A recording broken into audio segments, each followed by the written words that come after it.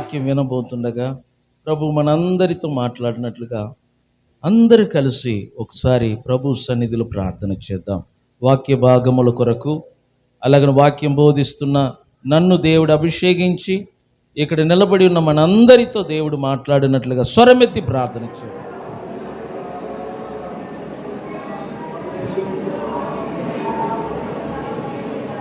హల్లెలూయా. ఇంతవరకు జరిగిన ఆరాధన అంతట్లో దేవుడు తోడుగా నడిపించడం. రెండు చేతుల పైకి స్వరమెత్తి ఆ దేవాతి దేవునికి వందనములు స్తోత్రములు చెల్లించుదాం. హల్లెలూయా, హల్లెలూయా, హల్లెలూయా. కూర్చోండి.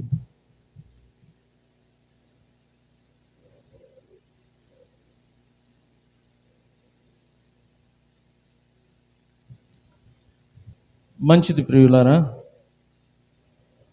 ఈరోజు దేవుని వాక్య భాగము ఏదనగా పరిశుద్ధ గ్రంథములో యెషయా పుస్తకము, యెషయా రాసిన పుస్తకము అధ్యాయము 45.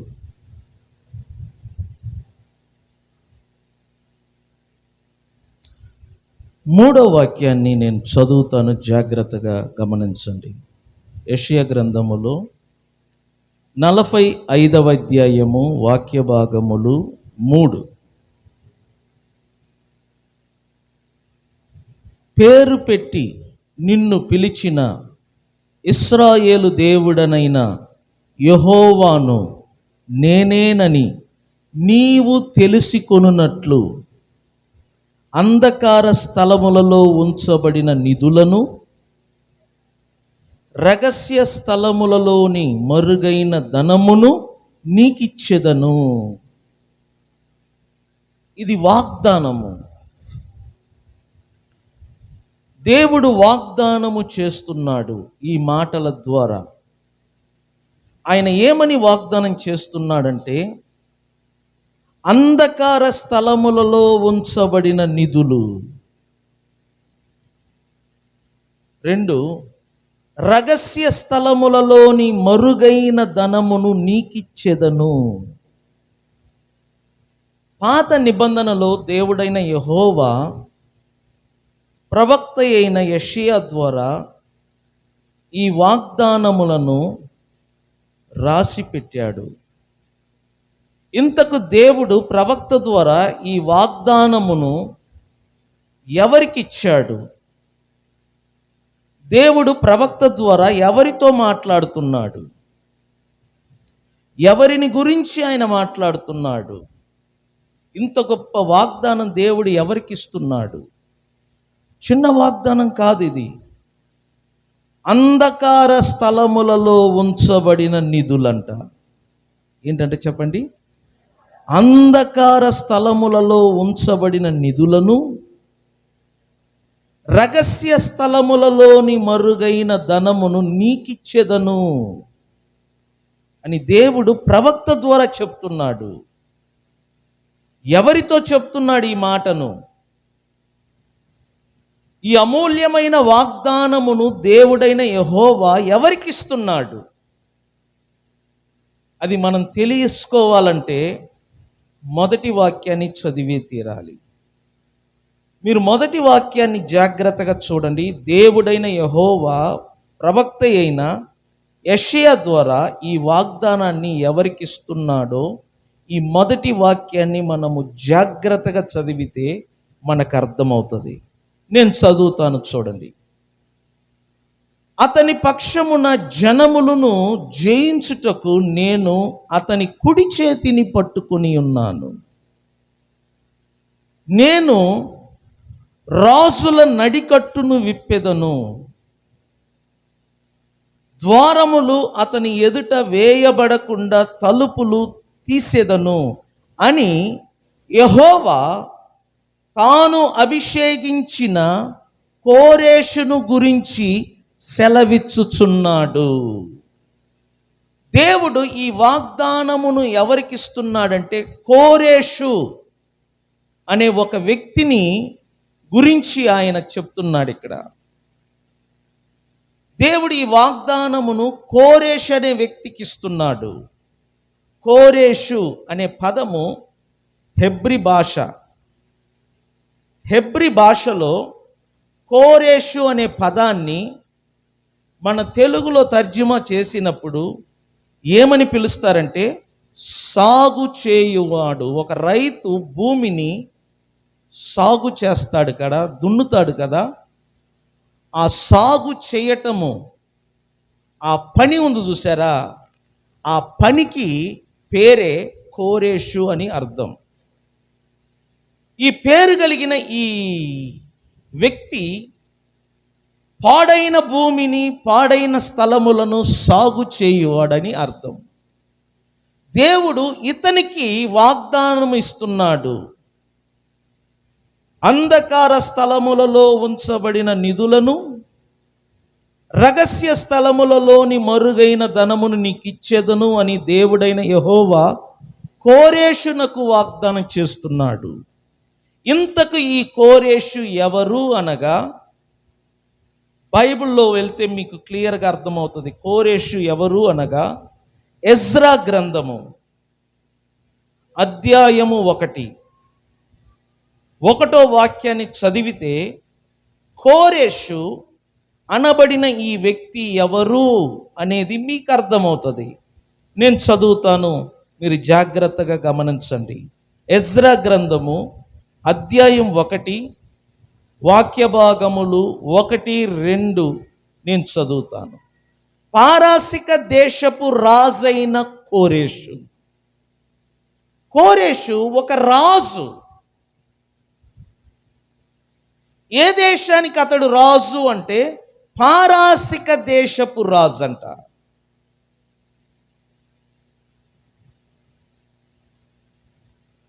ఇతడు ఒక అన్యుడు,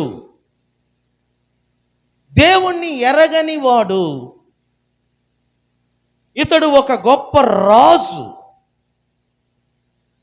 ఇతను గురించి మీరు చదివితే మీకు అర్థమవుతుంది.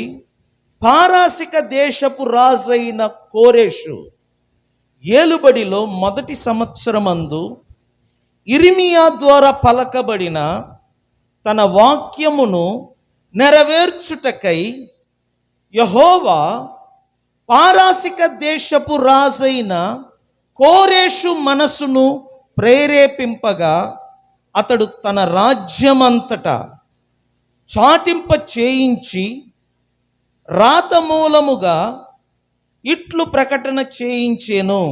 2వ వాక్యం ఏమని?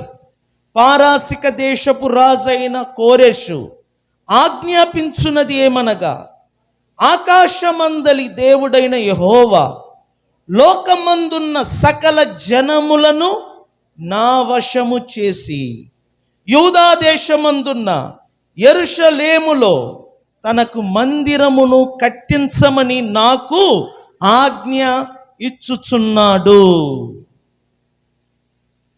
చూడండి ప్రియులరా, ఇతడు పారాసిక దేశపు రాజు. దేవుడు ఇతనికి ఒక వాగ్దానం ఇచ్చాడు. ఏమని? అంధకార స్థలములలో దాచబడిన నిధులను, రహస్య స్థలములలో ఉంచబడిన ధనమును నీకిచ్చేదను అని దేవుడైన యెహోవా పారాసిక దేశపు రాజైన కోరేషునకు వాగ్దానం చేశాడు.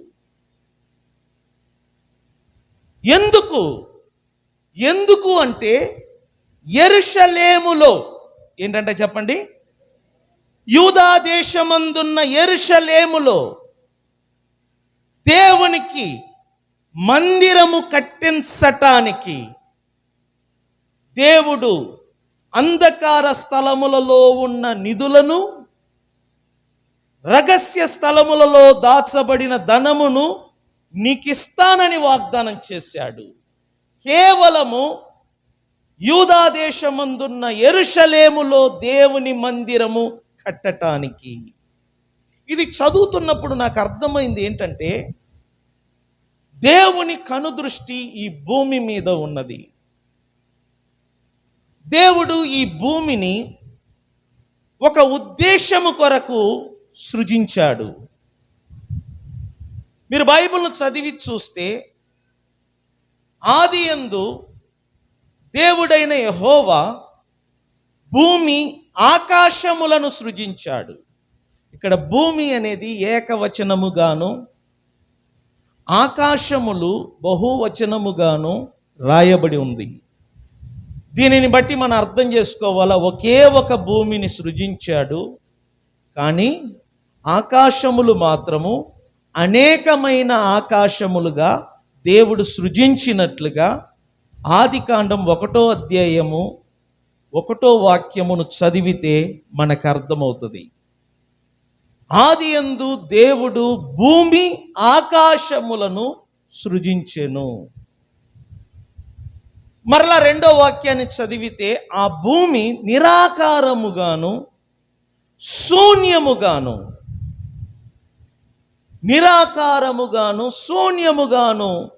ఉండెను. అగాధ జలముల పైన దేవుని ఆత్మ ఏం చేస్తున్నాడంట? అల్లాడుచున్నాడు. ఎందుకు?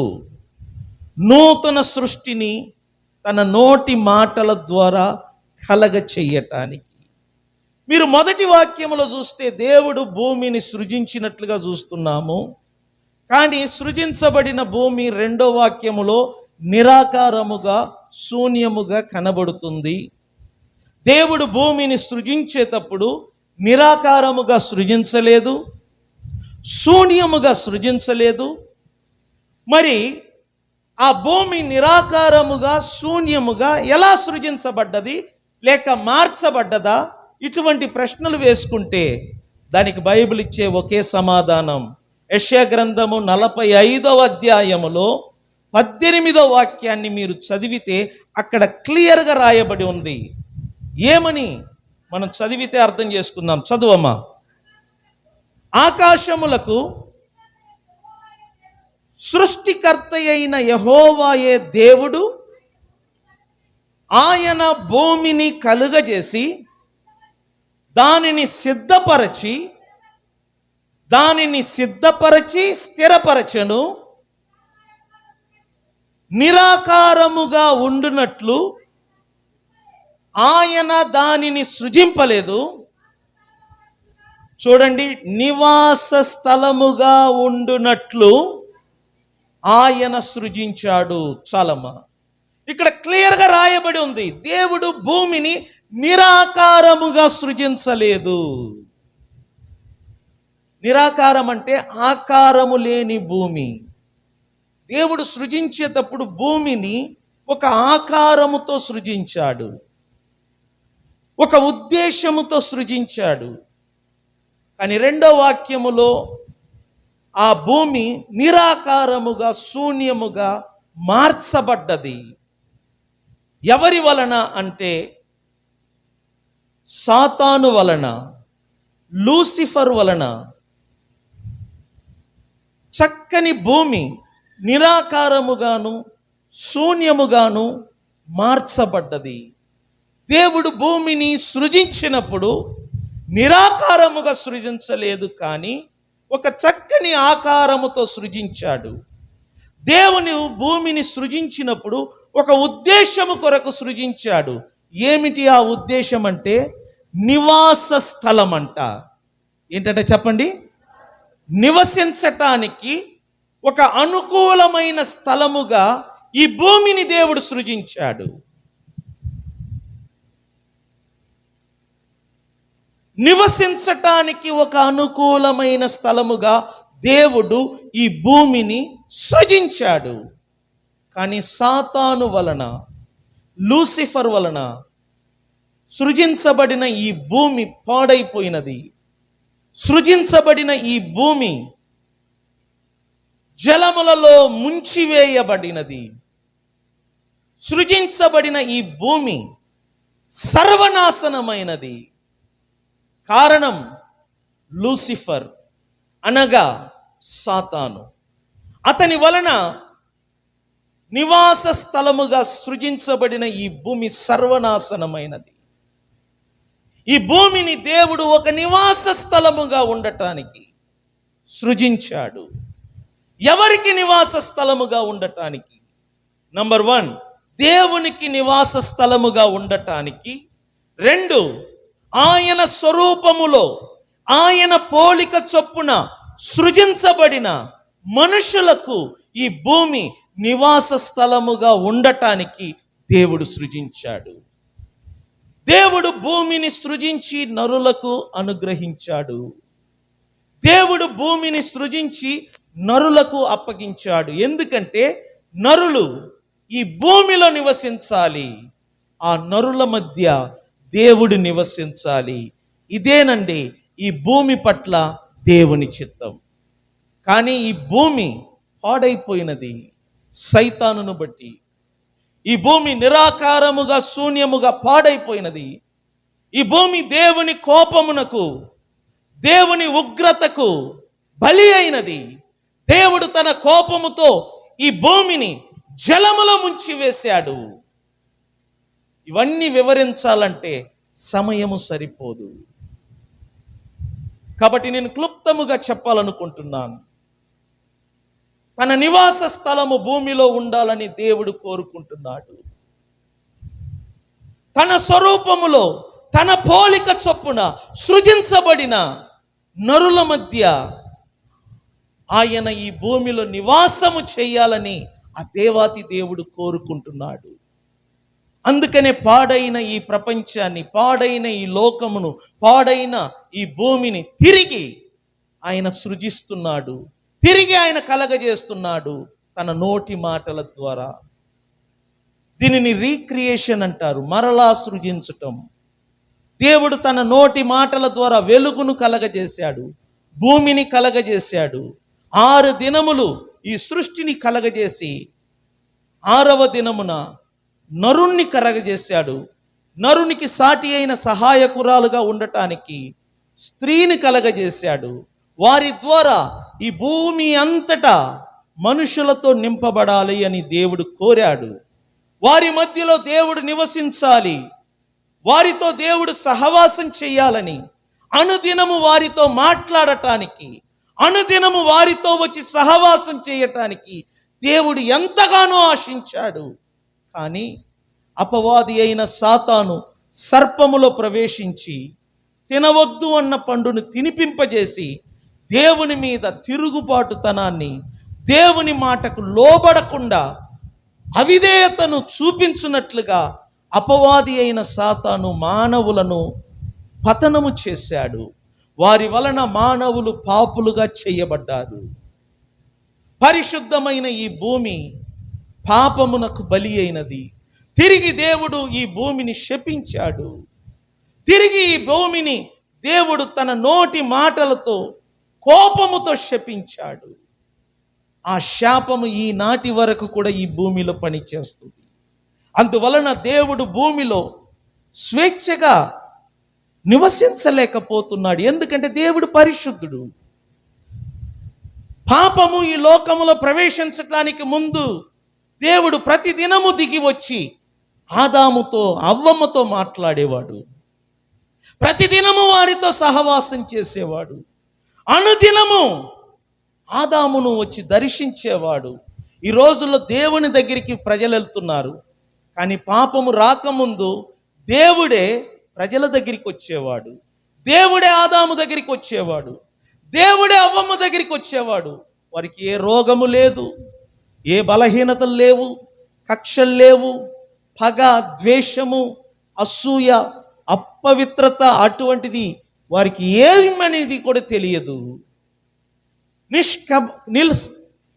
ఎటువంటి అంటే మనసు అంటే వారిది పసిపిల్లలు మనసు కలిగిన వారు. పిల్లలు ఏ విధంగా పవిత్రమైన మనసు కలిగి ఉంటారో అవ్వమ్మ ఆదాము కూడా అట్టి మనస్సును కలిగిన వారు. దేవుడు వస్తుండగానే పరుగులెత్తేవాళ్ళు. ఆదాము అంటే చాలు దేవుడు దగ్గరికి వెళ్ళి దేవునితో ధైర్యంగా మాట్లాడేవాడు, దేవుని ముందు ధైర్యంగా నిలబడేవాడు. కానీ ఎప్పుడు పాపము చేశాడో ఆదాము కానీ అవ్వమ్మ కానీ దేవుని స్వరాన్ని వినగలిగారు, కానీ దేవుని ముందు రాలేకపోయారు, దేవుని సన్నిధిలో నిలబడలేకపోయారు. దేవుడు వచ్చి ఆదామా అని పిలుస్తుంటే ఆదాము కానీ అవ్వమ్మ కానీ చెట్టు చాటున దాముకున్నారు. ఎందుకంటే కరప్షన్ ఇక్కడ ఏర్పడ్డది. కలుషితమైనది హృదయము, పాడైపోయినది హృదయము. పసి పిల్లల మనసు వంటి వారి యొక్క హృదయము అపవిత్రంగా మారిపోయినది. దేవుని ముందు నిలబడటానికి వారు భయపడుతున్నారు. కారణం, వారి మనస్సాక్షి చనిపోయినది.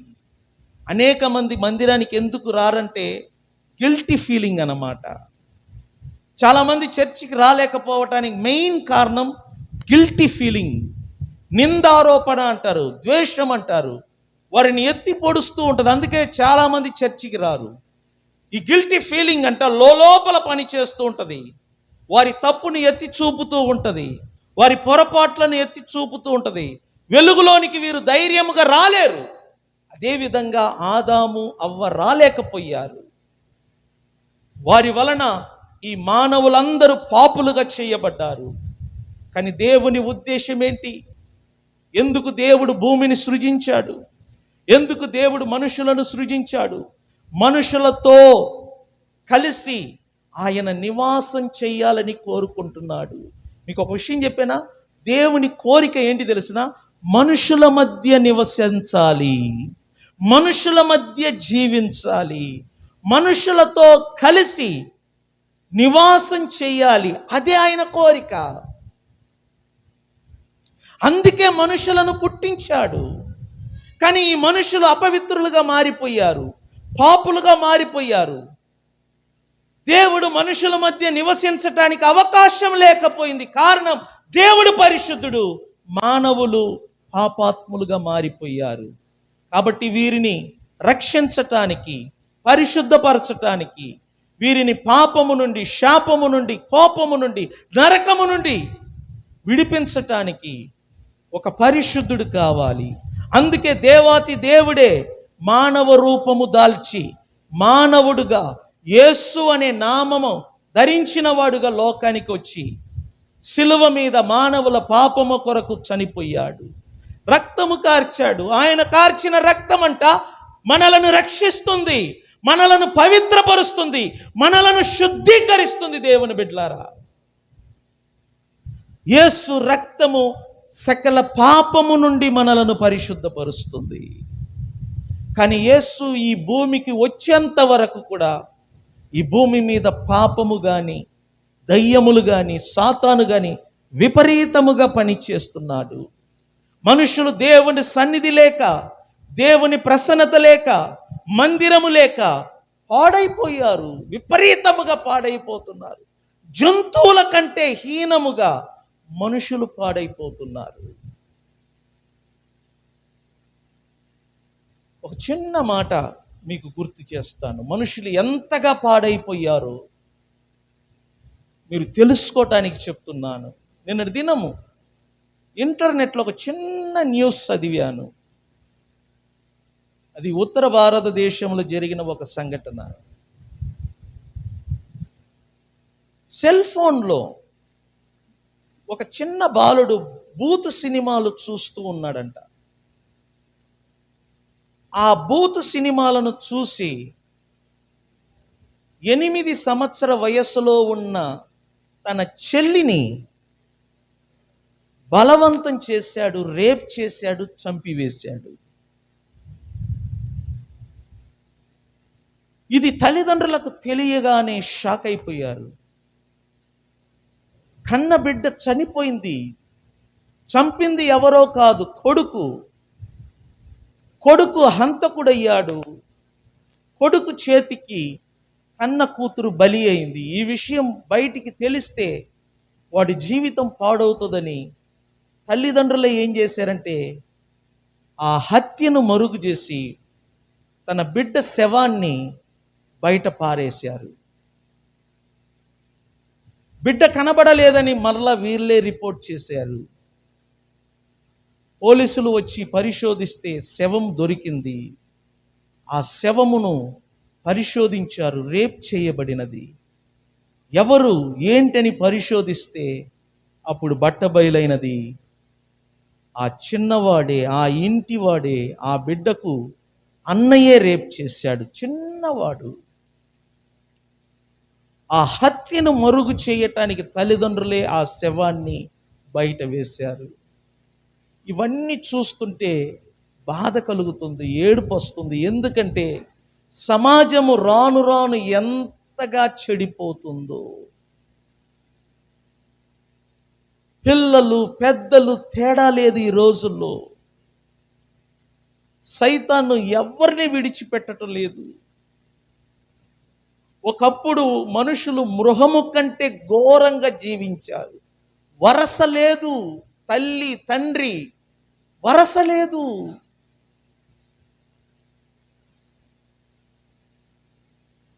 తల్లి బిడ్డలతోనే వ్యభిచారం చేయటం.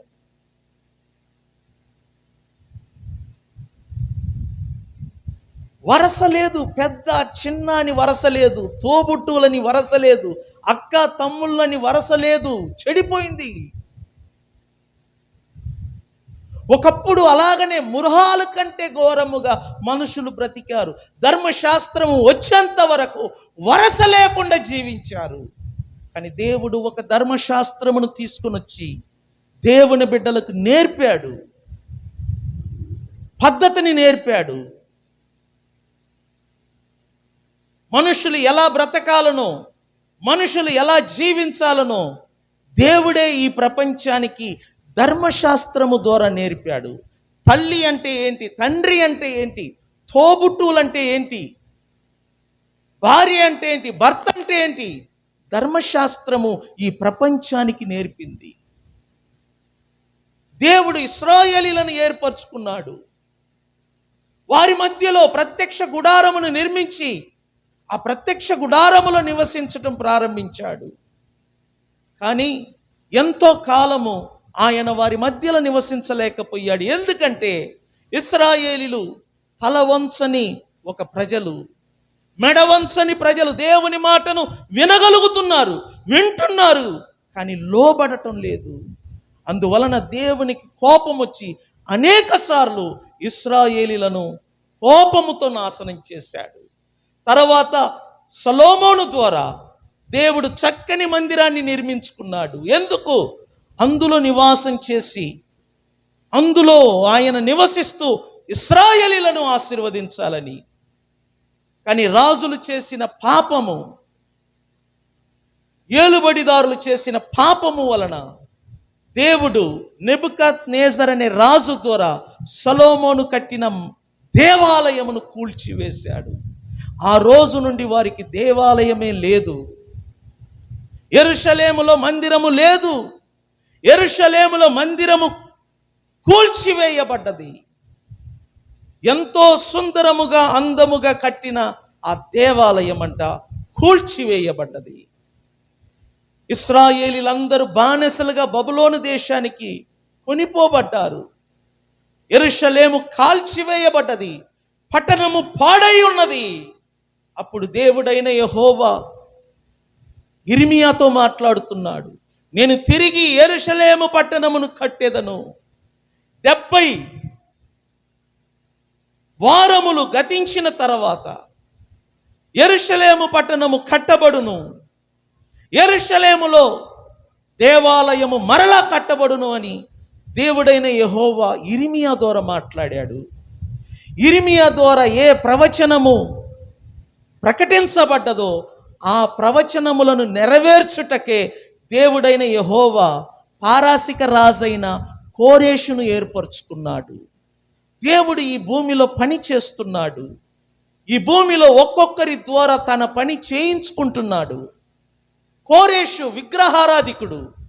కోరేషు ఒక అన్య దేశమునకు గొప్ప రాజు అయినను దేవుని ప్రవచనమును నెరవేర్చుటకు దేవుడు అతనిని ఏర్పరచుకున్నాడు. కారణం యెరూషలేములో పాడైన పురములను, పడిపోయిన మందిరమును తిరిగి కట్టబడటానికి. మందిరము తిరిగి కట్టబడాలి.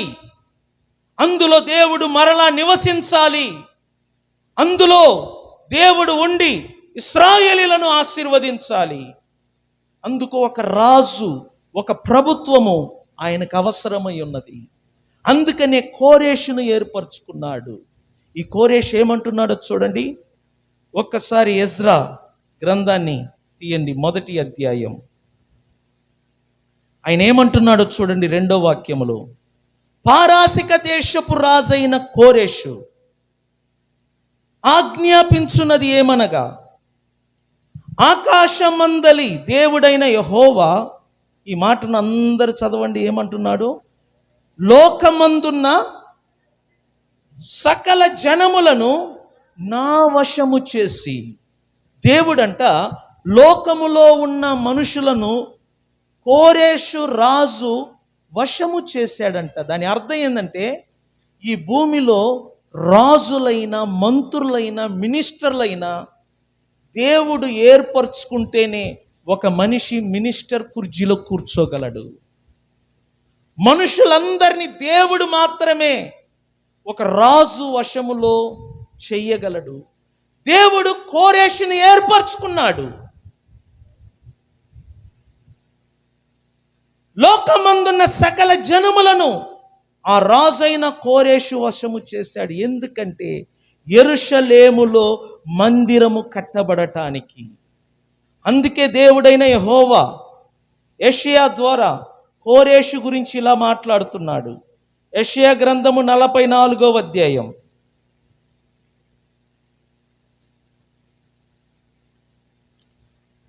ఆఖరి వాక్యాన్ని చదువుదాం, 28. కోరెషుతో దేవుడు ఏమంటున్నాడో చూడండి. కోరెషుతో, నా మంద కాపరి, నా చిత్తమంతయు నెరవేర్చువాడా. స్తోత్రం చెప్దామా? ఈ రాజు, దేవుడు అంటున్నాడు ఈ రాజును గురించి, నా మంద కాపరి. కోరెషు, నీవు నా మంద కాపరి, నా చిత్తమంతయు నువ్వు ఏం చేయబోతున్నావు? నెరవేరుస్తావు అని చెప్పువాడను నేనే. యెరూషలేముతో నీవు కట్టబడుదువనియు, దేవాలయమునకు పునాది వేయబడుదువనియు నేను చెప్పుచున్నాను. 45వ అధ్యాయం.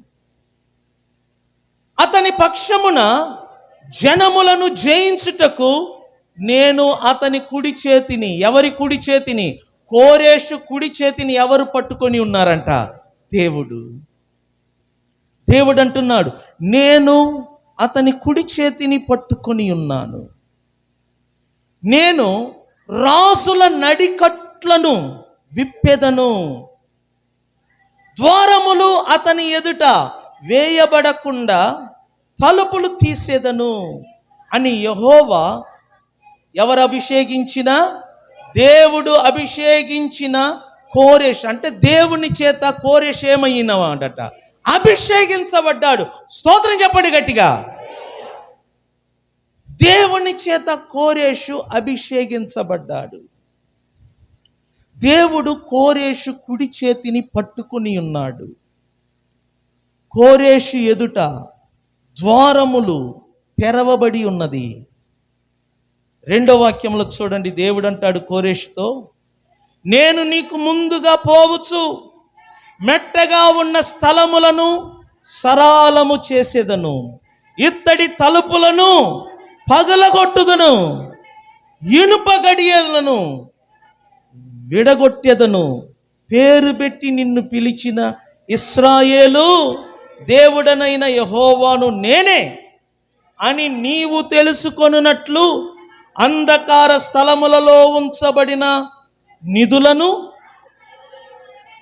రహస్య స్థలములలోని మరుగైన ధనమును నీకు ఇచ్చేదను. ఎందుకు?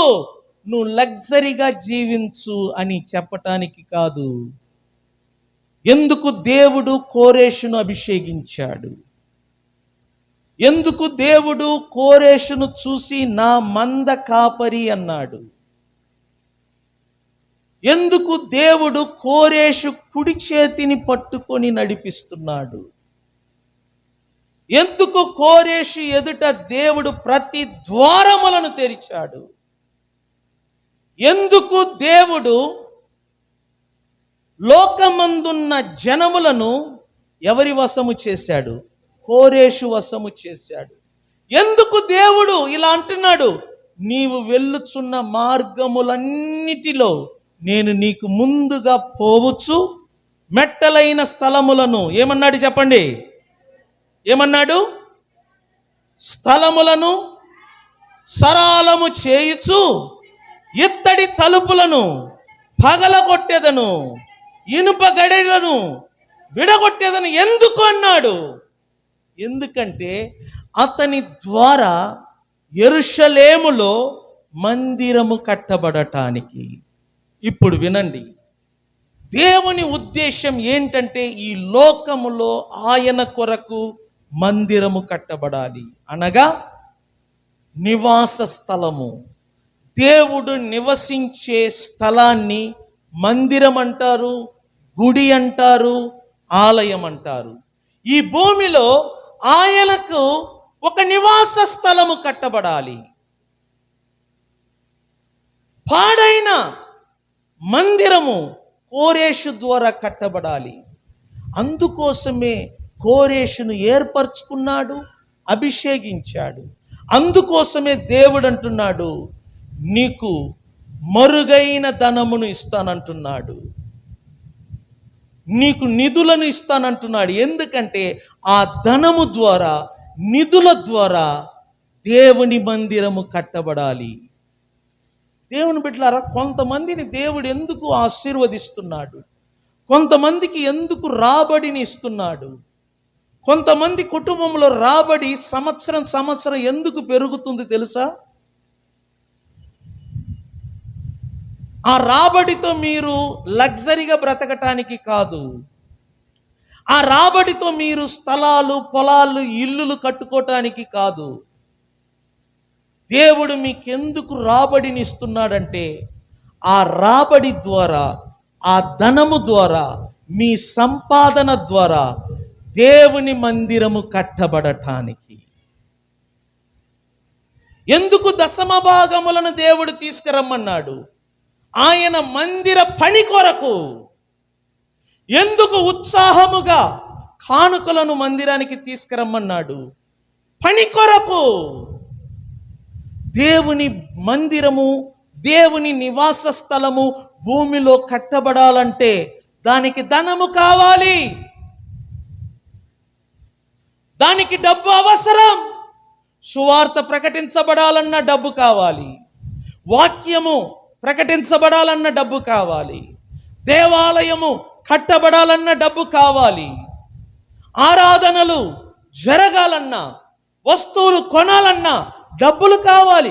అందుకే దేవుడు తన బిడ్డలకు ధనమునిస్తున్నాడు, నిధులను ఇస్తున్నాడు, ధనవంతులుగా చేస్తున్నాడు. వారి ద్వారా దేవుని మందిరము భూమిలో కట్టబడటానికి. ఆయన ఏమన్నాడు? కోరేష్ ఏమన్నాడు? ఒకసారి ఎజ్రా గ్రంథము 1వ అధ్యాయం తీయండి, మీకు అర్థమవుతుంది.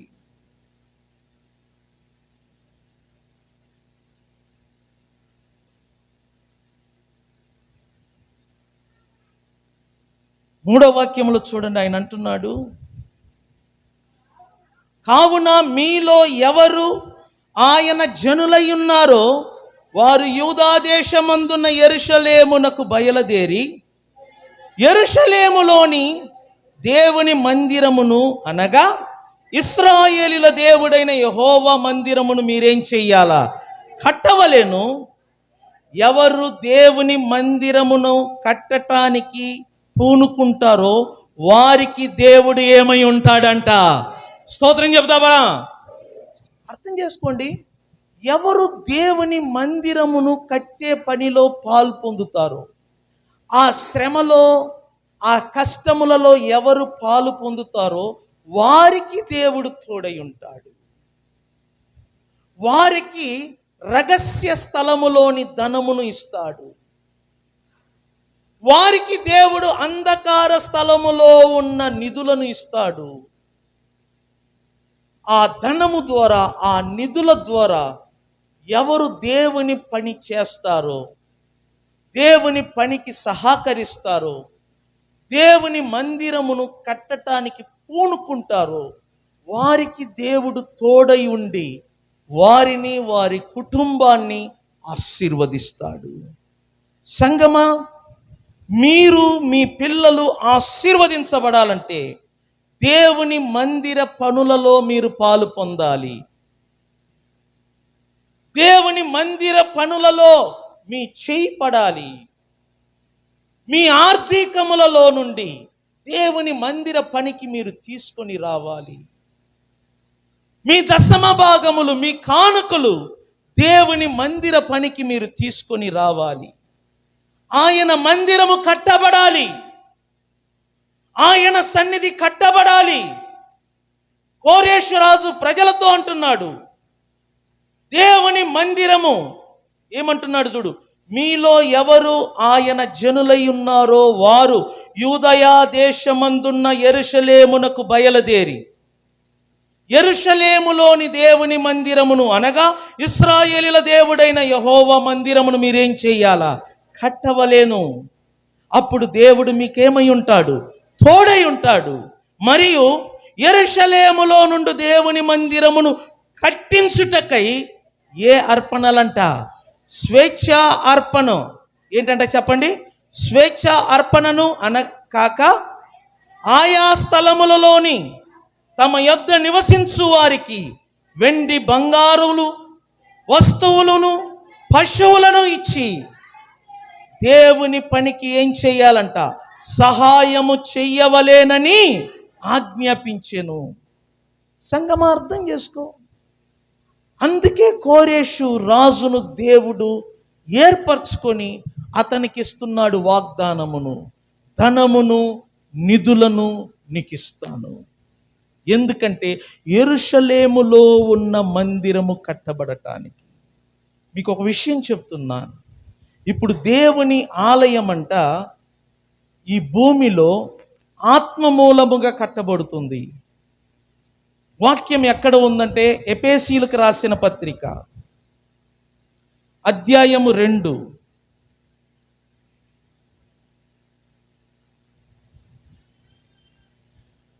ఎఫెసీయులకు రాసిన పత్రిక అధ్యాయము 2 20వ వాక్యము నుండి చదువుదాం.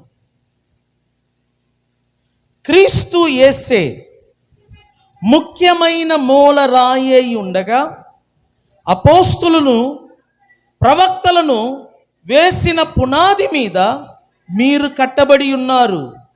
ప్రతి కట్టడమును ఆయనలో చక్కగా అమర్చబడి ప్రభునందు పరిశుద్ధమైన దేవాలయమగుటకు వృద్ధి పొందుచున్నది. ఆయనలో మీరు కూడా ఆత్మ మూలముగా దేవునికి నివాస స్థలమై ఉండుటకు మనం ఏమై ఉన్నామంట? కట్టబడుచున్నాము. చేతుల పైకెత్తి స్తోత్రం చెప్దామా? చూడండి ప్రియులరా, ఇది ఆత్మ సంబంధమైన దేవాలయము. ఎవరెవరు బాప్టిజం పొంది రక్షించబడి క్రీస్తులోనికి వచ్చి ఉన్నారో వారందరూ కూడా క్రీస్తు శరీరములో ఒక అవయవముగా అమర్చబడి ఉన్నారు. ప్రతి విశ్వాసి సజీవరాళ్ళగా పిలవబడుతున్నారు. సంఘము అనగా దేవుని ఆలయం. మనమందరము ఆలయముగా కట్టబడుతున్నాం. ఈ ఆలయము ఇంకా పూర్తి అవ్వలేదు. ఈ ఆలయము కట్టబడాలి అంటే ఇక్కడ ఉన్న ప్రతి విశ్వాసి పని చెయ్యాల. మీరు చూడండి, ప్రార్థన అయిన వెంటనే మీరు వెళ్ళిపోతూ ఉంటారు. నాకు మందిరానికి సంబంధం లేదు. మళ్ళా వచ్చి ఆదివారం వస్తారు, మళ్ళా ఆదివారం వస్తారు. కొంతమంది ఆదివారం కాకపోతే ఇంకొక ఆదివారం. నేను చెప్తున్నాను వినండి, ఆదివారాలు వచ్చే వారితో మాట్లాడుతున్నాను. నీకు సంబంధము లేదు అని ఇక్కడ ఏ పని చెయ్యకుండా నువ్వు వస్తూ పోతూ ఉండు. నేను చెప్తున్నాను, నీ రెక్కల మీద మీరు కష్టపడి బ్రతికినా మీ డబ్బు మీకు సరిపోదు. ఇది దేవుని ఆలయము, ఇది దేవుని మందిరము. దీని మీద మీకు ప్రేమ ఉండాలా, దీని మీద మీకు ఆలోచన ఉండాలా. ఇది కట్టబడాలి. నువ్వు ఒక వ్యక్తిని మందిరానికి తీసుకురావాలి. ఒక మనిషి ఒక ఇటుకతో సమానం. అనేక మంది తలా ఒక ఇటుకను తీసుకొని వస్తేనే ఆ బిల్డింగ్ కట్టబడుతుంది. ఒక్కొక్క వారం నీ వలన ఒక మనిషి రావాలా. నువ్వు సంపాదనలో నుండి రాబడిని కానుకలుగా, అర్పణలుగా నువ్వు తీసుకొని రావాలా. మందిర అవసరతలను మీరు గుర్తించాలా. అప్పుడు దేవుడు మీతో చెప్తాడు, నిధులను, ధనమును మీకు ఇస్తానని. మీ రాబడి పెరగాలంటే ఇక్కడ ఉన్న ప్రతి ఒక్కరు మందిర పనిలో పాల్పొందాలి. ప్రతి ఒక్కరు సంఘ క్షేమము కొరకు పని చెయ్యాలి. కొంతమంది మాకు సంబంధం లేదు, ఆదివారం ఒకటి వస్తే పోత మాకు సంబంధం. కొంతమంది మాకు చెప్తే చేస్తాను. బైబిల్ ఏమంటుంది? స్వేచ్ఛ అర్పణలు. ఆ మాటకు అర్థం ఏంటి తెలిసిన? స్వేచ్ఛ అంటే ఏంటి? స్వేచ్ఛ అంటే ఫ్రీడమ్ అన్నమాట. ఇష్టపూర్వకంగా నువ్వు పని చెయ్యాలా, ఇష్టపూర్వకంగా నువ్వు కానుకలు తీసుకురావాలా, ఇష్టపూర్వకంగా నువ్వు దశమ భాగాలు తీసుకురావాలా. కొంతమంది మైండ్లో ఫిక్స్ అయిపోతారు, ఇంతే ఇద్దాం, ఇంతే కడదాం. అలాంటి వారితో మాట్లాడుతున్నాను. నువ్వు చనిపోతే తీసుకెళ్లేది ఏమీ ఉండదు. నువ్వు అనుకుంటావు నువ్వు చనిపోతే అది నీ బిడ్డలకు ఉంటుంది, అది నీ బ్రహ్మ. చనిపోయిన వాళ్ళందరూ కూడా వదిలిపెట్టిపోయే ఆస్తులన్నీ కూడా నేలపాలవుతుంది. ఎన్నోసార్లు చెప్పాను, జయలలిత, ఎంజీఆర్ వాళ్ళ ఆస్తులన్నీ కూడా నేలపాలైంది. వాళ్ళు ఉన్నంత వరకే ఆ ఆస్తులకు కాపుదల. ఎప్పుడు వారు చనిపోయారో దానిని ప్రజలు పంచుకున్నారు. నీ డబ్బు కూడా అంతే. నువ్వు బ్రతికున్నప్పుడే దేవుని పనికి ఖర్చు పెట్టు. నువ్వు బ్రతికున్నప్పుడే దేవునికి ధారాళముగా ఇవ్వు. నువ్వు బ్రతికున్నప్పుడే దేవుని మందిర పని కొరకు ధారాళముగా ఇవ్వు. ఇక్కడ ఉన్నది కొంతమంది. ఈ కొంతమందిలో నీ రాబడిలో, నీ కష్టార్జితములో నుండి ఆయన పని కొరకు నువ్వు తీసుకొని రా, మనస్ఫూర్తిగా తీసుకొని రా. పురుషులు ఇద్దామంటే భార్యలు ఒప్పుకోరు, భార్యలు ఇద్దామంటే పురుషులు ఒప్పుకోరు. అలా కాదు, అర్థం చేసుకో. నువ్వు దేవుని పని కొరకు ఇస్తున్నావు. నువ్వు దేవుని మందిరము కొరకు, దేవుని సువార్త ప్రకటించబడటానికి. ఈరోజు పెద్ద పెద్ద చర్చిలు ఎదుగుతున్నాయంటే అక్కడికి వెళ్తున్న విశ్వాసులు చేసే త్యాగం అండి. ఒకసారి సతీష్ కుమార్ గారు వీడియోలో ఇలా చెప్పటం నేను విన్నాను. ఆయన చర్చికి జనాలు ఎలా వస్తున్నారో ఆయన చెప్తున్నప్పుడు ఒక వ్యక్తి గురించి ఆయన చెప్పాడు. ఒక వ్యక్తి అంట ఫస్ట్ సారి ఆ గ్రామము నుండి ఆ చర్చికి వచ్చాడంట. ఆ చర్చికి వచ్చి మెంబర్షిప్ తీసుకున్నాడు. తర్వాత ఒక ఆటోను కొనుక్కున్నాడు. ఆ ఆటోను కొనుక్కొని ఆ ఆటోలో అతను పెట్రోల్ పోసుకొని అతను ఒక మొక్కుబడి చేసుకున్నాడు. ప్రతి ఆదివారం నేను ప్రజలను చర్చికి తీసుకొని వస్తా. అతని మొక్కుబడి వలన ఆటోలో ఖాళీగా రాకుండా అతని గ్రామంలో నుండి ఆటోలో జనాన్ని తీసుకురాస్తున్నాడు. అందుచేత అతడు అభివృద్ధి అయ్యాడు. అతని వలన ఆ గ్రామంలో ఉన్న వాళ్ళందరూ చర్చికి రావటం జరిగింది. స్తోత్రం చెప్దామా? ఈ విధంగా విశ్వాసులు శ్రమపడటం వలన సతీష్ కుమార్ గారి చర్చి అభివృద్ధి అయింది. మన కంటికి సతీష్ కుమార్ గారు కనబడుతున్నారు, కానీ ఆయన వెనకాల కష్టపడే ప్రజలు మన కంటికి కనబడటం లేదు. మనం తెగేసి ఓ సతీష్ కుమార్ గారు, సతీష్ కుమార్ గారు, సతీష్ కుమార్ గారు అంటాం. కానీ ఆయన వెనకాల శ్రమపడే విశ్వాసులు ఉన్నారు. త్యాగపూరితమైన కానుకలు ఇచ్చే విశ్వాసులు ఉన్నారు. ఒక పట్టణంలో మీటింగ్ జరగాలంటే విశ్వాసులు ముందుకు వస్తారంట. ఆ మీటింగ్ ఖర్చులు నేను చూసుకుంటాను, స్టేజ్ ఖర్చులు నేను చూసుకుంటాను, ఎన్ని కోట్లైనా. అలా చేయటం వలన ఆయన పేరు కానీ ఆయన సంఘము కానీ రాష్ట్రాలంతటా వ్యాపించింది. మా ఫ్రెండ్ కాకినాడ నుంచి వచ్చాడు. నన్ను ఒక ప్రశ్న అడిగాడు, అదేంటి నువ్వు కానుకలు ఇట్ట అడుగుతున్నావని. నేనైతే అలా కాదురా, ఒక మీటింగ్ ఒక కుటుంబానికి అప్పగిస్తాడంట, భోజన ఖర్చంతా ఆ కుటుంబాంది బాధ్యత. అది ఎన్ని వేలైనా సరే, ఎంత ఖర్చైనా ఆ కుటుంబం భరించాల. నువ్వు కూడా అలా చెప్పంటే 30 సంవత్సరాలుగా మేము ప్రయాసపడుతున్నాం, ఎవరు ముందుకు రావట్లేదు. ఒక వస్తువు ఒక మనిషి కొనిస్తే, ఒక రోజు భోజనం ఒకరు పెట్టుకుంటే, నేను చెప్తున్నాను, ఇంకా అభివృద్ధి అవుతుంది, ఇంకా అభివృద్ధి అవుతుంది. ఇంకా మందిర అవసరతలు ఎన్నో ఉన్నాయి. మనం నడవటానికి కష్టంగా ఉంది, బురదగా ఉంది.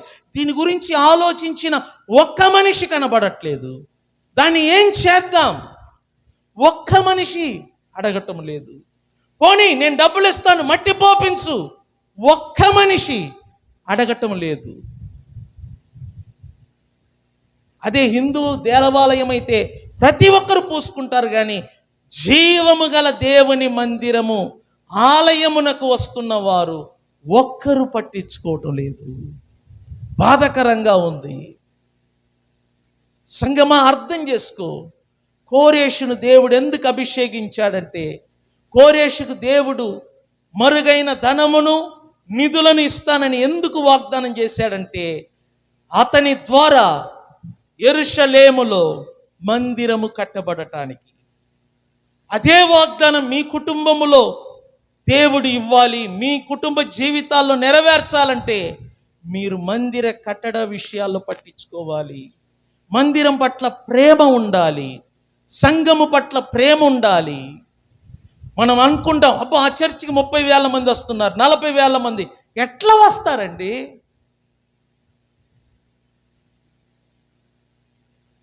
ఎలా వస్తారు? ఆ చర్చిలో టీవీ స్క్రీన్లు ఉన్నాయి, ఎలా వస్తాయి? ఎవరో ఒకరు కొనిస్తేనే కదా. ఆ పాస్టర్ గారికి కారు ఉంది, ఎలా వస్తుంది కారు పాస్టర్ గారికి? ఎవరో ఒకరు కొనిస్తేనే కదా. అలా చేసే విశ్వాసుల వలన, త్యాగపూరితమైన హృదయాల వలన దేవుని పరిచర్య, దేవుని సంఘము ఈ భూమి మీద కట్టబడుతుంది. సంఘమ, నిన్ను నువ్వు పరిశోధించుకో. నువ్వేం చేస్తున్నావు? నీ అంతటా నువ్వు ఒక్కడివే వస్తున్నా? నీ వలన ఒక మనిషి చర్చికి వస్తున్నారా? ఒక మనిషిని నువ్వు బలవంతంగా చర్చికి తీసుకొని వస్తున్నాడా? పోనీ నీ భర్తను నువ్వు తీసుకొని వస్తున్నావా? నీ భార్యను నువ్వు తీసుకొని వస్తున్నావా? నీ రక్త బంధువులకు చర్చికి తీసుకొని రాగలుగుతున్నావా? ఒక విశ్వాసిని తీసుకురావటం వలన, ఒక మనిషిని మందిరానికి తీసుకురావటం వలన దేవుని మందిరము కట్టబడుతుంది. నీ రాబడిలో 10వ భాగము, నీ రాబడిలో స్వేచ్ఛ అర్పణలు నువ్వు ఇవ్వటం వలన దేవుని పని జరుగుతుంది. ఇదిగో పోయిన వారం ఒక బాబు సమర్పించుకోవటం వలన ఒక ప్యాడ్ వచ్చినది, క్యాషియో. ఇంకా మందిరానికి ఇటువంటి వస్తువులు ఎన్నో అవసరతలు ఉన్నాయి. అది ఎక్కడి నుంచి వస్తాయి? మీరు మనస్ఫూర్తిగా తీసుకొని వచ్చే కానుకల ద్వారా, మనస్ఫూర్తిగా విత్తే కానుకల ద్వారా. మందిరం పట్ల ఎవరికి ప్రేమ భారము ఉంటుందో వారిని దేవుడు ఆశీర్వదిస్తాడు. కొంతమంది మందిరాన్ని తొంగి కూడా చూడరు, ఆ మందిరం జోలికి కూడా రారు. ప్రార్థన అయిన వెంటనే జర్రిగొడ్డు పారిపోతుంది చూడు, అట్ట పారిపోతుంది. మీరే గమనించండి. ఇప్పుడు ప్రార్థన అయిపోతుంది, జుర్రును పారిపోతూ ఉంటారు, ఆగరు. మీకు నష్టాలు జరుగుతాయి. ఎలా లాభం వస్తుంది? ఆగు, మాట్లాడు, దైవజనునితో మాట్లాడు, మందిరము గురించి, సంఘమును గురించి, సేవ గురించి మాట్లాడు. కొంతమంది అంటారు, వాళ్ళే చేసుకుంటారులే, మనకి చెప్పర్లే. ఇది పెళ్లి పేరంటాలు కాదు, పెద్దలుగా నిలబెట్టి పిలవటానికి. ఈ మందిరములో నువ్వు ఒక అవయవం, నువ్వు ఒక సజీవ రాయి. నీకు బాధ్యత ఉంది. నువ్వు రక్షించబడ్డావు, నువ్వు బాప్టిజం తీసుకున్నావు, నీకు బాధ్యత ఉంది. ఇది నీ గృహము, నీ ఇల్లు, నీకు బాధ్యత ఉంది. బాధ్యత గల ఒక క్రైస్తవుడుగా, బాధ్యత గల ఒక విశ్వాసిగా నువ్వు పని చేయాలి. ఒక జర్రిగొడ్డు వలె మనం తప్పించుకొని వెళ్ళకూడదు, నిలబడి పని చెయ్యాలి. మీరు ఎప్పుడు దేవుని పని కొరకు కష్టపడతారో, మీరు ఎప్పుడు దేవుని పని చేస్తారో, దేవుని పని గురించి మీరు ఎప్పుడు భారము కలిగి ఉంటారో, అప్పుడు దేవుడు మీతో కూడా చెప్తాడు, మరుగైన ధనమును నిధులను మీకు ఇస్తానని. ఈ వాగ్దానం మీ కుటుంబములో నెరవేర్చబడాలి అంటే సమర్పణ హృదయము కలిగిన వారై, సమర్పణ హృదయము కలిగిన విశ్వాసులుగా జీవించండి. దేవుని మందిరమును, ఆయన నివాస స్థలమును ప్రేమించండి. దాని కొరకు స్వేచ్ఛ అర్పణలను, కానుకలను, దశమ భాగములను తీసుకుని రండి. తద్వారా దేవుని పని కొనసాగుద్ది. తద్వారా దేవుని పరిచర్య కొనసాగుద్ది. ఇతరులను మందిరానికి తీసుకొని రండి. ఇతరులను మందిరానికి వెంటబెట్టుకొని రండి. మీ ద్వారా ఈ ప్రాంతములో దేవుని నామము మహిమపరచబడుతుంది. దేవుని ప్రేమించండి, ఆయన సన్నిధిని ప్రేమించండి, ఆయన మందిరమును ప్రేమించండి. ఆయన మీ అందరికీ తోడై ఉండి, మీరు నడుచు మార్గములలో ఆయన మీకు ముందుగా ఉండి ప్రతి తలుపులను మీ ఎదుట తెరుస్తాడని తెలియచేస్తూ, ఆయన మీ కుడి చేతి పట్టుకొని మిమ్మల్ని నడిపిస్తాడని తెలియచేస్తూ ఈ సమయాన్ని ముగిస్తున్నాను. లేచి నిలబడుదాం. వినిన ఈ మాటల కొరకు కొద్ది క్షణం ప్రభు సన్నిధిలో మనస్ఫూర్తిగా ప్రార్థనలు చేద్దాం.